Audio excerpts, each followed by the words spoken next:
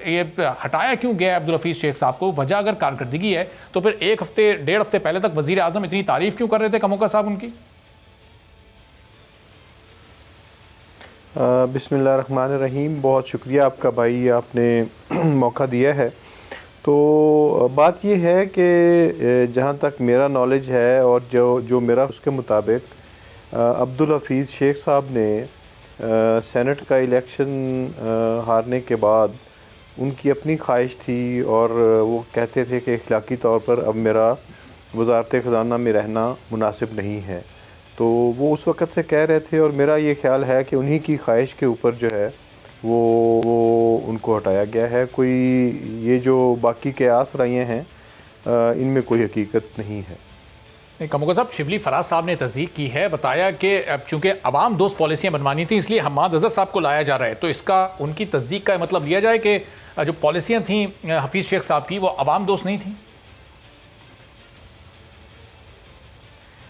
ऐसी बात नहीं है। जो भी पॉलिसियाँ बनती रही हैं उसमें इनपुट तो बाकी वज़रा का या काबीना का भी शामिल रहा है। तो मेरे ख़्याल में ऐसी कोई बात नहीं है। हफीज़ शेख साहब जो है वो सेनेट का इलेक्शन हारने के बाद नहीं रहना चाहते थे और फिर मुनासिब वक्त पे वज़ीर आज़म ने फ़ैसला किया है। हम्माद अज़हर साहब एक यंग एनर्जेटिक नौजवान लीडर हैं पाकिस्तान तहरीक इंसाफ के।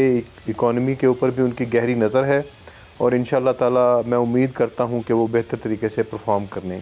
जी चौधरी साहब, ये अब जो जवाज़ आ रहे हैं, कल शिबली फराज साहब ने जो जवाज़ पेश किया, अभी कमोका साहब कह रहे हैं कि ख़ुद उनकी अपनी मर्ज़ी थी हफीज़ शेख साहब की, ये अपोजिशन के लिए, पाकिस्तान की आवाम के लिए क्या काबिल कबूल होंगे और दुरुस्त फैसला है ये, चाहे हफीज़ शेख साहब ने खुद लिया या वज़ीर आज़म ने उनको हटाया? क्या कहेंगे चौधरी साहब? देखिए, अगर वज़ीर आज़म ने हटाना होता तो फिर वो उनको सेनेट का इलेक्शन क्यों लड़वाते और उनको क्यों मैदान में रखते और उनको वज़ीर ख़ज़ाना बनाने के लिए और वज़ीर ख़ज़ाना बनाया गया ताकि 6 महीने का तो चांस होता है, प्राइम मिनिस्टर के पास इख्तियार होता है। तो बेसिकली तो अब भी फ़र्क क्या पड़ेगा, आपने उसको हटाया है। 1 साल बाद जून के अंदर उन्होंने वो 25 रुपए एक दिन में कीमत बढ़ाई थी।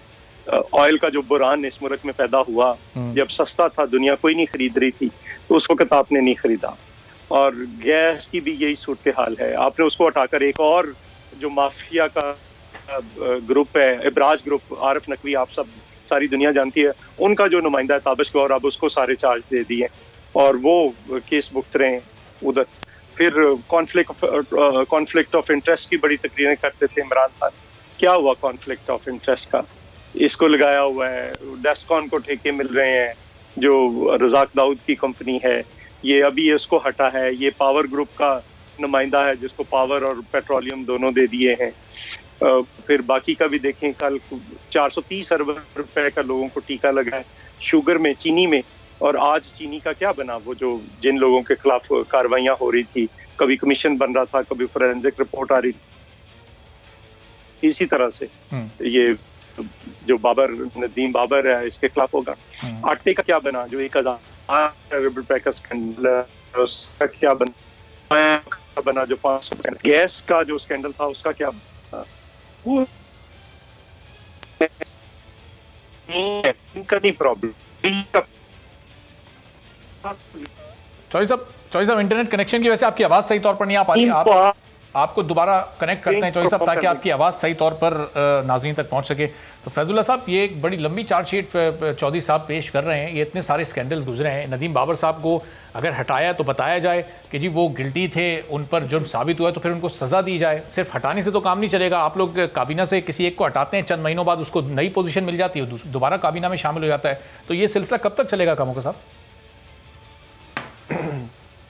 नहीं, ऐसी बात नहीं है, क्योंकि एक वाक़या हुआ था तो उसके बाद फिर उनको एक गैर जानिबदार इंक्वायरी करने के लिए, ज़ाहिर है बंदा अपनी पोजीशन पे भी बैठा हो तो फिर गैर जानिबदार और शफाफ इंक्वायरी नहीं हो सकती, इसलिए उनको हटाया गया है। और जो है वो अब FIA इस मामले को देख रहा है और अगर वो इसमें गिल्टी साबित होते हैं तो फिर डेफिनेटली उनके ख़िलाफ़ कार्रवाई होगी, और अगर वो उनका इस मामले में कसूर नहीं होगा तो फिर वो वापस देखा जाएगा कि इनको रखा जाए या ना रखा जाए। जी चौधरी साहब, आप कह रहे थे कि वजीर आजम को अगर उनको हटाना होता तो पहले हटा देते, तो क्या कोई और हफीज शेख साहब को हटाना चाहता था या किसी और की हिदायत पर उनको हटाया गया? किस जानिब आपका इशारा?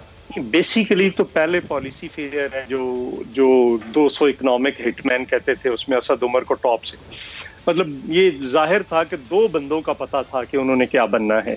एक, अगर पीटीआई जीतती है तो इमरान खान प्राइम मिनिस्टर बनेंगे और असद उमर वजीर खजाना बनेंगे। पहले उसको हटाया, अब हफीज शेख को लाया गया।